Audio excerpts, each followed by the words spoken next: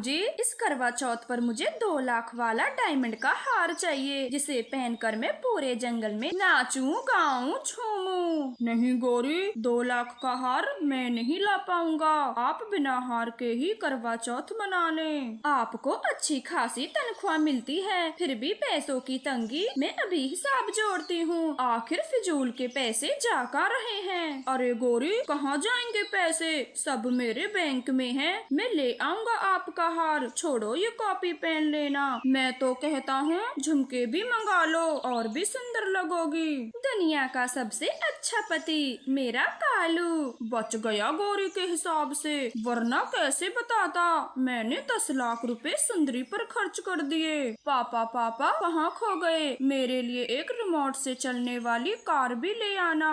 हाँ हाँ जग्गू बेटे, मैं आपके लिए रिमोट से चलने वाली गाड़ी ले आऊंगा। अब मुझे काम पे जाने तो दो, वरना मेरा बॉस गुस्सा करेगा। ठीक है कालू जी, आप जाएं और शाम को जल्दी आना। मुझसे ज्यादा इंतजार न करवाना। फिर कालू कौवा अपना बैग लेकर ऑफिस चला जाता है। गौरी कौवी तो खुशी से पागल हो रही थी। पता तो चले आसपास के पक्षियों को मैं कितनी अमीर हूँ। अभी जाकर सबको चिढ़ा के आती हूँ, खासकर उस छोटी चिड़िया को। ऐसे कहकर गौरी कौवी घर से चली जाती है और उसे रास्ते में कबूतर लूसी मिल जाते हैं। लूसी, कबूतर, आप दोनों कहाँ जा रहे हो? और इस बैग में क्या है? गौरी कौवी, ये मेरी शादी का जोड़ा है। रखे रखे थोड़ा फट गया है, तो इसी को ठीक कराने दर्जी के पास जा रहे हैं। क्या लूसी बहन, आज शाम को तुम ये ओल्ड और फटा हुआ लहंगा पहनोगी? इससे अच्छा तो कोई हाल ही में खरीदी हुई साड़ी पहन लेती। गौरी, दूसरों से तो बहुत पूछ लिया, जरा अपने बारे में भी तो बताओ, तुमने क्या क्या खरीदा है? कबूतर, मेरे कालू की तो कभी होड़ नहीं कर पाएगा। ढेर सारी शॉपिंग की है मैंने, और सबसे बड़ी बात, आज शाम को कालू मेरे लिए डायमंड का हार लाएगा। खैर छोड़ो, तुम बताओ आज तक लूसी को कोई गिफ्ट भी दिया है या नहीं? क्या सच गौरी, कालू भैया 2 लाख का हार लाएंगे आपके लिए? और नहीं तो क्या मैं झूठ बोल रही हूँ? भरोसा ना हो तो खुद ही देख लेना, जब मैं शाम को पहनकर अपना व्रत खोलूंगी। लूसी, चले यहाँ से, हमें काफी देर हो गई है। कहीं दर्जी वाला दुकान बंद करके चला ना जाए। नहीं कबूतर जी, हम दर्जी के पास नहीं जाएंगे, बल्कि लहंगों की दुकान पे जाएंगे। मैं अपने लिए नए जमाने का लहंगा खरीदूंगी, नहीं पहनूंगी ये पुराना ओल्ड फटा हुआ लहंगा। ये गौरी की बच्ची हमेशा टपक जाती है और मेरा काम खराब करके जाती है। अच्छे खासे पैसे बच रहे थे, पर नहीं। ऐसे कबूतर लूसी को लेकर चला जाता है। अब जाती हूँ चिड़िया के पास, उसे बताए बगैर तो मेरा जी नहीं मानेगा। मगर इस वक्त वो कहाँ मिलेगी? हाँ, नदी पर जाती हूँ, वहीं बैठी होगी। गौरी कौवी रानों को ढूंढते हुए नदी पर पहुँच जाती है। वहाँ चिड़िया अकेले चुपचाप बैठी हुई थी। रानो चिड़िया, कालू मेरे लिए पूरे 2 लाख का हार लाने वाला है शाम को। मैं तो वही पहनूंगी, तुम क्या पहनोगी? हाँ गौरी, मैंने भी अपने लिए एक हार खरीदा है और मैं शाम को वही पहनने वाली हूँ। अरे वाह, सोने या हीरे का? कौन सा हार खरीदा है तुमने? ना सोने का ना हीरे का, मामूली सा तांबे का हार है। क्या कहा? तांबे का नौकल हार? मैंने तो सोचा कोई महंगा हार लाई होगी। मैं भी किससे पूछने लगी। तुम गरीबों की कहाँ इतनी औकात जो डायमंड का हार खरीद सको। गौरी, घर की परिस्थिति देखकर खर्चा किया जाता है, और वैसे भी मुझे 2 लाख का हार पहनने का कोई शौक नहीं। टुन्नू जी जितना भी कमाते हैं, मैं उसी में खुश हूँ। जब जेब में शौक पूरे करने के पैसे ही ना हो, तो ऐसी बातें करना ही बेहतर है तुम्हारे लिए। ये बोलकर गौरी कौवी वहाँ से चली जाती है। गौरी तो 2 लाख के हार की बातें सभी पक्षियों को कहती फिरती है, और इधर कालू कौवा चिंता में था। शकल की ना सूरत की, और फरमाइश से 2 लाख का हीरे का हार। मैं कहाँ से लाऊं इतना महंगा हार? मेरा बैंक तो खाली पड़ा है, खाली। आइडिया, मैं शाम को घर ही नहीं जाऊंगा। ऐसे सोचकर कालू कौवा घर नहीं जाता, वो शराब के ठेके पर रुक जाता है। है उसे वहाँ अपना पुराना दोस्त भूरा कौवा मिल जाता है। वो दोनों एक दूसरे को खूब शराब पिलाते हैं। मैं जल्दी जल्दी तैयार हो जाती हूँ, कालू जी भी आते ही होंगे। ऐसे कहकर गौरी खुशी खुशी तैयार होती है। इधर कालू कौवा मजे से अपने दोस्त के साथ बैठा हुआ था। अरे दोस्त कालू, लगता है तुझे कोई बड़ी समस्या है, तभी तो शराब पे शराब पिए जा रहे हो। पूरा अभी तक तेरी शादी नहीं हुई ना, इसीलिए तू मेरा दुख नहीं समझ पाएगा। मेरी पत्नी गौरी एक नंबर की चंट चालाक है, लेकिन आज मैं भी उसे अच्छा पागल बनाऊंगा। वो कैसे कालू? आज करवा चौथ है, बोल रही थी 2 लाख का हार लेके आना। पैसे क्या मेरे सर पे उगते हैं जो फरमाइशें पूरी करता रहूं। आज पूरी रात यही रहूंगा और करने दो गौरी को इंतजार, मुझे कोई फर्क नहीं पड़ता।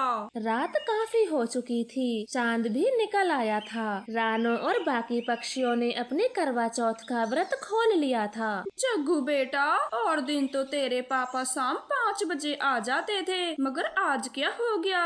मम्मा मम्मा, मैं पापा के दफ्तर जाके देखूं कहीं काम में तो नहीं फंसे। नहीं बेटा, अभी रात बहुत हो गई, रात के अंधेरे में आप उड़ नहीं पाओगे। गौरी, आप अभी तक दरवाजे पर बैठी हो, सब ठीक तो है ना? और कालू भैया कहाँ हैं? रानो, कालू का कोई अता पता नहीं है, मेरा मन बड़ा घबरा रहा है। आप घबराइए मत, मैं टुन्नू जी को भेजती हूँ, वो कालू को कहीं न कहीं से ढूंढ लाएंगे। फिर रानो चिड़िया अपने पति को कालू को ढूंढने भेज देती है। टुन्नू चिड़े को कालू कौवा बैठा दिख जाता है। कालू बहुत नशे में था। टुन्नू उसे सहारा देते हुए घर लाता है। कालू जी, मेरे कालू जी को क्या हो गया?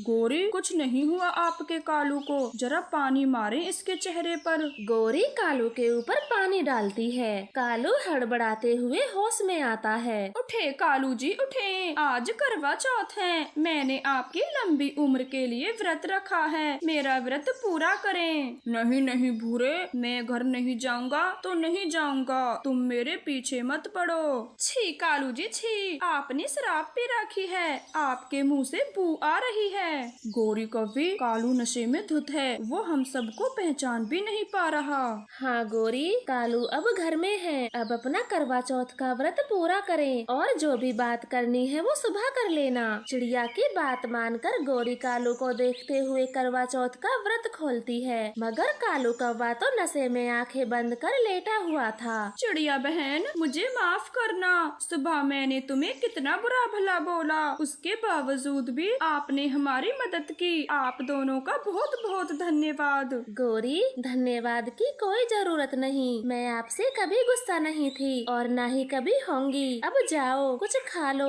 सुबह से भूखी हो। इस तरह से गौरी का करवा चौथ व्रत पूरा होता है। वैसे आप अपने करवा चौथ पर कौन से रंग की साड़ी पहनने वाली हो, हमें कमेंट करके जरूर बताएं। आपका धन्यवाद। देख देख हरियाली, चिड़िया की बेटी कैसे अनजान पक्षी के साथ गप्पे लड़ा रही है। हाँ गौरी, है तो गुड़िया ही, क्यों ना हम इनके पास चल के देखें। मैं नहीं जाऊंगी, अब तो सीधे रानो से ही बात होगी, वो बड़ी अपनी बेटी की तारीफ करते नहीं थकती। फिर गौरी कवि तुरंत ही रानो चिड़िया के पास जाती है। रानो, गुड़िया को स्कूल भेजना बंद कर दे, मुझे तेरी बेटी के चाल चलन अच्छे नहीं लगते। आप ऐसी बातें क्यों करती हो गौरी, मैंने अपनी बेटी को अच्छे संस्कार दिए हैं। धरे के धरे रह जाएंगे सब संस्कार, जब गुड़िया दूसरे जंगल के पक्षी के साथ भाग जाएगी। आपको ऐसी बातें शोभा नहीं देती, आखिर आपकी भी तो एक बेटी है, फिर आप मेरी गुड़िया के बारे में ऐसा क्यों बोलती हो?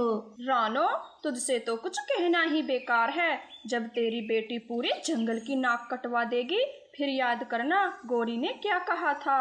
गौरी कवि इस तरह से रानो को खूब सुनाकर चली जाती है। स्कूल की छुट्टी का समय हो जाता है। गौरी कवि की बेटी कोकी और गुड़िया स्कूल से लौट रही थीं। गुड़िया चल जल्दी, आज मुझे गट्टू कौवे ने पिज्जे की दुकान पे बुलाया है, वो मेरा इंतजार कर रहा होगा। कोकी, मैं नहीं जाने वाली, मम्मा ने किसी अनजान के साथ खाने पीने को मना कर रखा है। गुड़िया, तू यहाँ भी मम्मा की बात लेकर बैठ गई, अब चल जल्दी से मेरे साथ, वरना मुझे लेट हो जाएगा। कोकी गुड़िया को सोचने का मौका नहीं देती और उसका बैग उठाकर भाग जाती है। फिर गुड़िया को भी उसके पीछे पीछे जाना पड़ता है। खा ले गुड़िया, तू तो ऐसे घबरा रही है जैसे पिज्जे के रुपए तुझे ही देने हैं। मैंने खा लिया कोकी, अब जल्दी से घर चलो। फिर वह दोनों पिज्जा खाकर अपने अपने घर चली जाती हैं। कोकी, आज आपने इतनी देर कहाँ कर दी? अपनी मम्मा की बात सुनकर कोकी घबरा जाती है। मम्मा, आज वो गुड़िया ने रास्ते में कुछ खरीदा था, बस उसी के चक्कर में लेट हो गई। मैंने कितनी बार कहा है उस गुड़िया से दूर रहा कर, पर तू भी मेरी बात नहीं सुनती। आइंदा उस गुड़िया के साथ तुझे देख ना लूं। इस तरह से गौरी कव्वी कोकी पर बहुत गुस्सा करती है। अगले दिन गुड़िया कोकी को बुलाने घर आती है। क्यों रे गुड़िया, तैयार तो ऐसे होके आई है जैसे अपने पापा की शादी में जा रही हो। आज तो चली जा, आज के बाद मेरी बेटी के साथ दिख मत जाना। गुड़िया कुछ नहीं बोलती। फिर कोकी के आते ही वो स्कूल चली जाती है। गौरी और लूसी कबूतरी सब्जी लेने बाजार जाती हैं। रास्ते में गौरी कव्वी तो बस गुड़िया की ही चुगली किए जाती है। एक नंबर की फराड़ियाँ लगती है मुझे, ऊपर से सुर्ख लाल होठ। मैंने तो मना कर दिया आज। सो तो है गौरी, रानो गुड़िया को जरा भी नहीं डांटती। वो दोनों ऐसे बातें कर रही थीं। रानो चिड़िया उनके पीछे पीछे सारी बातें सुन रही थी। लूसी बहन, आप भी मेरी बेटी के बारे में ऐसी बातें करती हो? गौरी का तो मुझे पहले से ही पता था। रानो, तुम्हें हमारी बात बेशक बुरी लगे, परंतु गौरी एकदम सही कहती है। आखिर गुड़िया इतना सच सवर के स्कूल क्यों जाती है? लूसी, जब गुड़िया का जन्म हुआ था तब आप तो थी मेरे घर, और आप ही ने कहा था, रानो बेटी बेशक हुई हो पर चांद सी सूरत है इसकी। अब आप भी गौरी की बातों में आकर झूठ बोलती हो। मेरी बेटी कुछ नहीं लगाती, वो जन्म से ही सुंदर है। लूसी के बोलने से पहले ही गौरी कव्वी बोल पड़ती है। जब बात अलग थी, छोटी बच्ची थी जब वो, लेकिन अब मैं कहती हूँ कोई अपने जैसा गरीब पक्षी देखकर उसकी शादी कर दे। अगर ये भी खुद ने कर लिया तो सारे जंगल के पक्षी मुंह दिखाने लायक नहीं रहेंगे। गौरी, आपकी कोकी भी तो मेरी गुड़िया के संग की है, फिर आप क्यों नहीं कर देती उसकी शादी? मेरी बेटी के पिता, मामा, भैया सब हैं। तुम्हारा कौन है जिसका गुड़िया डर करेगी? हमारी ही बदनामी कराएगी तेरी गुड़िया। ऐसे बोलकर वो दोनों वहाँ से चली जाती हैं। रानो तो बस रोए जा रही थी। वो उदास मन से अपने घर आती है। मम्मा, आप इतना उदास क्यों हो? कुछ हुआ है? नहीं गुड़िया, कुछ नहीं, बस ऐसे ही। आप बताएं, स्कूल में दिन कैसा रहा? बहुत अच्छा मम्मा, आज मैंने टेस्ट में पूरे 20 में से 20 नंबर लिए। टीचर ने मुझे खूब शाबाशी दी। ऐसे ही मन लगाकर पढ़ाई करना मेरी बच्ची, हमेशा बुरे कामों से दूर रहना और पढ़ लिख कर मेरा नाम रोशन करना।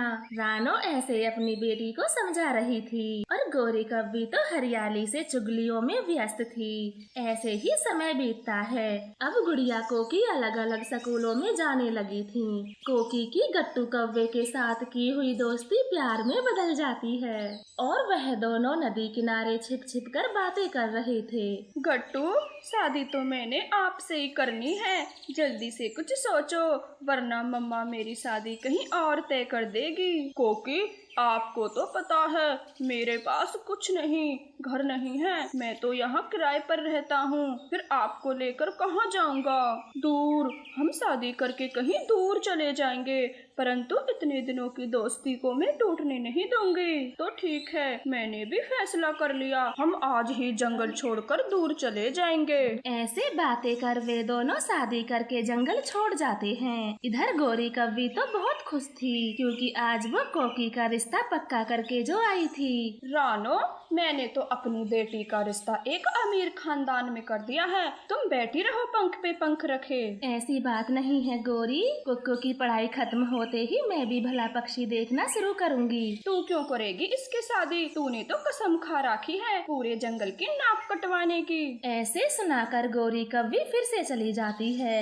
मम्मा चिड़िया फिर से उदास हो जाती है। गौरी कोकी को खुशखबरी सुनाने के लिए बेसब्री से इंतजार कर रही थी, लेकिन कोकी को शाम हो जाती है, परंतु वो घर नहीं लौटती। जग्गू के पापा, कोकी आज घर नहीं लौटी, जरा चल के देखें स्कूल में। फिर वह दोनों स्कूल जाते हैं, लेकिन वहाँ तो ताला लगा था।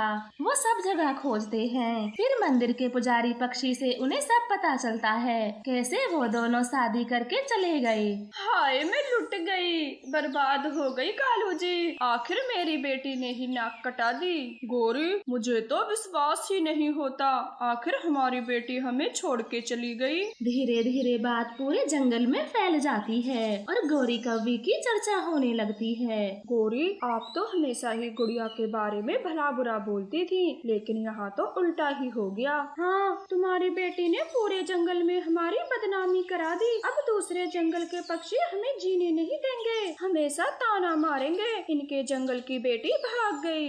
गौरी तो किसी से कुछ नहीं बोलती, बस सबकी सुने जा रही थी। वो बहुत शर्मिंदा थी। तभी कोकी की खबर सुनकर रानो चिड़िया भी आ जाती है। गौरी बहन, कभी अपने खुद के घर में भी ध्यान दिया होता। अब पता चला दूसरों के बच्चों से ज्यादा अपने बच्चों पर ध्यान देना चाहिए। तो प्यारे दोस्तों, इस कहानी से हमें यह सीख मिलती है, दूसरों के घरों में झांकने से पहले खुद के घर में भी देखना चाहिए। आपका धन्यवाद। जंगल में बहुत तेज बारिश हो रही थी। सभी पक्षियों को डर था कि इस घनघोर बारिश में उन्हें कोई नुकसान ना हो जाए। लूसी जी, मुझे तो बहुत डर लग रहा है, कहीं इस तेज तूफान में हमारा घोंसला ही ना टूट जाए। कबूतर जी, अगर हमारा घोंसला टूट भी जाए तो आप मुन्ने का साथ न छोड़ना, उसे कसकर पकड़ के रखना। कालू जी, लगता है आज हम पक्षियों की कहर की रात है, तभी तो ये तेज तूफान और बारिश बढ़ते ही जा रहे हैं। गौरी, चुपचाप घोंसले में बैठी रहो, ऐसे बातें करके मुझे और मत डराओ। मैं पहले से ही बहुत डरा हुआ हूँ, जब से बुलबुल के घोंसले टूटने की खबर मिली है, और मुझे अब अपने घोंसले का डर लग रहा है। ना कालू जी, हमारे घोंसले को तो कुछ नहीं होगा, क्योंकि आपने काली घास के तिनके मिलाकर घोंसला बनाया है, और काली घास के तिनके बहुत मजबूत होते हैं। गौरी, मुझे माफ कर दो, तेज गर्मी के कारण मैं काली घास को नहीं ढूंढ सका और यूं ही पीली घास से घर बना दिया। क्या कहा आपने? काली घास के तिनके भी नहीं मिलाए? अब तो हमारा घोंसला जल्दी ही टूटेगा। जी तो करता है कि अभी तुम्हें घोंसले से बाहर निकाल दूं। गौरी, अगर हमारा घोंसला टूट गया तो हम टूनी चिड़िया के घर चले जाएंगे। उसका घोंसला बहुत मजबूत है, उसने पूरा घोंसला काले तिनकों से बनाया है। इस तरह से कालू गौरी तो बहुत परेशान हो रहे थे, और इधर टोनी चिड़िया सुकून से अपने घोंसले में बैठी हुई थी। अच्छा हुआ जो मैंने पूरा घोंसला काली घास के मजबूत तिनकों से बनाया। अब मुझे चिंता करने की कोई जरूरत नहीं है, मैं आराम से अपने अंडे के साथ रह सकती हूँ। चिड़िया ऐसे सोच ही रही थी। फिर थोड़ी देर बाद चिड़िया के घोंसले पर कबूतर का परिवार आता है। अरे कबूतर भैया, क्या हुआ और आप रो क्यों रहे हो? और लूसी बहन कहाँ है? चिड़िया बहन, एक तेज हवा के झोंके से हमारा घोंसला उड़ गया। मैंने मुन्ने को तो कस के पकड़ लिया, परंतु लूसी नीचे पड़े पत्थर पर जा गिरी और वो खून से लथपथ है। इतना कहकर कबूतर और मुन्ना जोर जोर से रो पड़ते हैं, और चिड़िया तो समझ जाती है कि लूसी अब इस दुनिया में नहीं है। आप रोइए मत और घोंसले के अंदर आ जाइए, वरना कोई टहनी आपको लग जाएगी। चिड़िया बहन, कहीं हमारे वजन से आपके घोंसले को कोई नुकसान तो नहीं होगा? नहीं नहीं, मेरा घोंसला इतना भी कमजोर नहीं है, वो हम सबके वजन को झेल लेगा।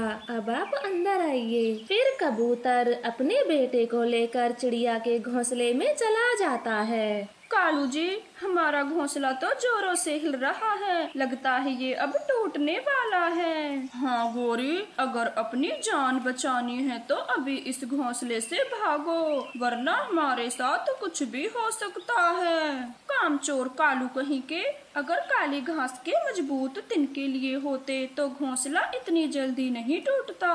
गोरी, अब मेरा पीछा छोड़ भी दो और यहाँ से बाहर निकलो, फिर बाद में मत कहना कि मुझे चोट लग गई। वो दोनों अपने घोंसले में से निकलकर बैठे ही थे कि तभी उनका घोंसला बीच में से टूटकर गिर जाता है। अब क्या इस टूटे घोंसले में रहने का इरादा है? अब चलो टूनी चिड़िया के पास। फिर वो दोनों भी तेजी से उड़ते हुए चिड़िया के घोंसले पर चले जाते हैं। अरे कालू गोरी, क्या आपका भी घोंसला टूट गया है? हाँ चिड़िया, परंतु आपको कैसे पता कि हमारा घोंसला टूट गया और अब हम दोनों आपके घोंसले में रहने आए हैं। अब जल्दी से हमें अंदर ले लो। फिर चिड़िया कालू गोरी को भी घोंसले के अंदर बुला लेती है। ओए कबूतर, क्या तेरा घोंसला भी टूट गया है जो चिड़िया के घर में हो? हाँ गोरी कव्वी, हमारा घोंसला तेज हवा में उड़ गया और लूसी जी हमें छोड़कर चली गईं। उनकी मौत हो गई। अरे रे, ये तो बहुत ही बुरा हुआ जो लूसी बहन की मौत हो गई। अभी तो मुन्ना छोटा है, बेचारा अपनी मम्मा के बिना कैसे रह पाएगा। गोरी, मैं अपने बेटे का पूरा ध्यान रखूंगा, उसे एक पल के लिए भी अपने से दूर नहीं होने दूंगा। ऐसे बातें कर वो सभी चुप हो जाते हैं और थोड़ी देर बाद टूनी चिड़िया उनसे कहती है, साथियों, आप ये दाना खा लो, आप सबको भूख लगी होगी। हाँ हाँ टूनी चिड़िया, क्यों नहीं, भूख तो बड़ी तेज लगी है हमें। अच्छा किया जो आपने पहले से ही भोजन जमा कर लिया। कालू और गोरी कव्वी तो बिना कुछ सोचे समझे ही चिड़िया का दाना खाने लगते हैं, परंतु कबूतर दाना नहीं खाता। कबूतर भैया, आप भी दाना खा लो और मुन्ने को भी खिला दो। नहीं नहीं चिड़िया, मैं ये दाना नहीं खा सकता।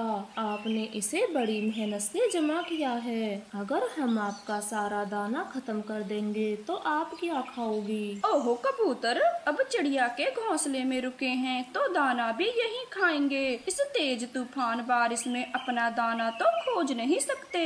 गोरी, आपने सही कहा, इस खराब मौसम में दाना तो हम नहीं खोज सकते, परंतु चिड़िया ने हमें अपने घर में रखा। ये क्या कम है जो उसका भोजन खत्म करके उसकी समस्या और बढ़ा दें। अब जैसी भी आपकी इच्छा, अब हमने तो भोजन खा लिया है। चिड़िया के घोंसले में रहना कालू गोरी को तो बहुत पसंद था। वो चिड़िया का भोजन खाते हैं और सो जाते हैं, लेकिन कबूतर को तो चिंता हो रही थी क्योंकि अब चिड़िया का घोंसला भी हिलने लगा था। चिड़िया बहन, मुझे लगता है आपका घोंसला हम सबके वजन को नहीं झेल पा रहा। घोंसला हिल रहा है, मुझे तो डर है कहीं ये भी टूट ना जाए। कबूतर भैया, अब इसका कोई उपाय बताओ, वरना हम सब मुसीबत में पड़ जाएंगे। इसका एक ही उपाय है, मैं मुन्ने को लेकर घोंसले से बाहर जाता हूँ, फिर शायद वजन कम होने से घोंसला ना टूटे।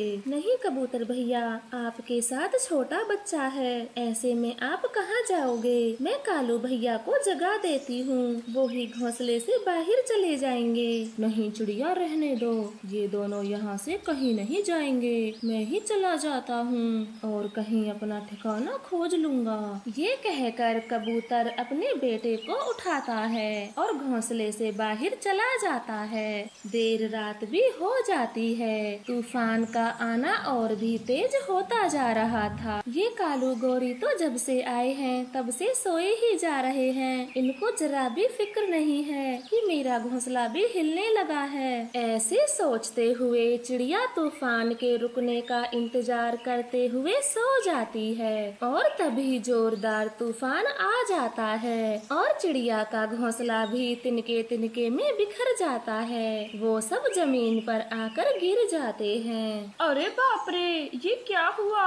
हम सब जमीन पर कैसे गिरे? गोरी, चिड़िया का मजबूत घर भी टूट गया है। है और हम सब जमीन पर गिरे हैं। हे भगवान, अगर मैं नहीं सोती तो मेरा अंडा भी नहीं फूटता। मेरी गलती के कारण मेरा बच्चा दुनिया में आने से पहले ही मर गया। चलो कालू जी, हम किसी और पक्षी के घर चलते हैं। अब यहाँ रहकर क्या करें? ये कहकर कालू गोरी तो वहाँ से चले जाते हैं और चिड़िया तो अपने फूटे अंडे को देखकर रो रही थी कि तभी वहाँ पर कबूतर आता है। उसके सर पर बांस का गट्ठर रखा था। चिड़िया बहन, रोना बंद करो। मैंने भी अपनी पत्नी को खोया है इस तेज तूफान में, और मैं जानता था कि आपका घोंसला भी टूट जाएगा, इसलिए मैं ये बांस लेने गया था दूर के जंगलों में। लेकिन कबूतर भैया, आपने मुझे ये सब पहले क्यों नहीं बताया? मैं भी आपके साथ चलती और अपना घर भी बांस का बना लेती। अरे चिड़िया, मैंने आपको इसलिए नहीं बताया था कि आपको अपने अंडे के पास रहने की ज्यादा जरूरत थी, और ये बांस तो मैं आपके लिए भी लाया हूँ। सबसे पहले आपका ही घर बनेगा। कबूतर भैया, आपका बहुत बहुत धन्यवाद। फिर चिड़िया और कबूतर बांस का घर बनाना शुरू करते हैं। काफी देर के बाद उनका बांस घर बनकर तैयार हो जाता है। चलो कबूतर भैया, अब हम बांस के घर के अंदर जाते हैं, क्योंकि तेज तूफान के आने की संभावना बढ़ रही है। चिड़िया, अगर दोबारा से कालू और गौरी आपसे मदद मांगने आए तो साफ इनकार कर देना। उन्हें भी तो पता चले कि मुसीबत के समय में दोस्तों का साथ नहीं छोड़ना चाहिए, जैसे वो दोनों आपको मुसीबत में छोड़कर भाग गए थे। हाँ कबूतर भैया, वो दोनों तो बहुत बुरे हैं। घोंसला टूटने पर मुझे अकेला छोड़कर चले गए। अब मैं भी उनको बांस घर में नहीं आने दूंगी। ऐसे बातें कर वो तीनों अपने नए बांस घर में चले जाते हैं और बिना तूफान के डर से बांस घर में रहते हैं।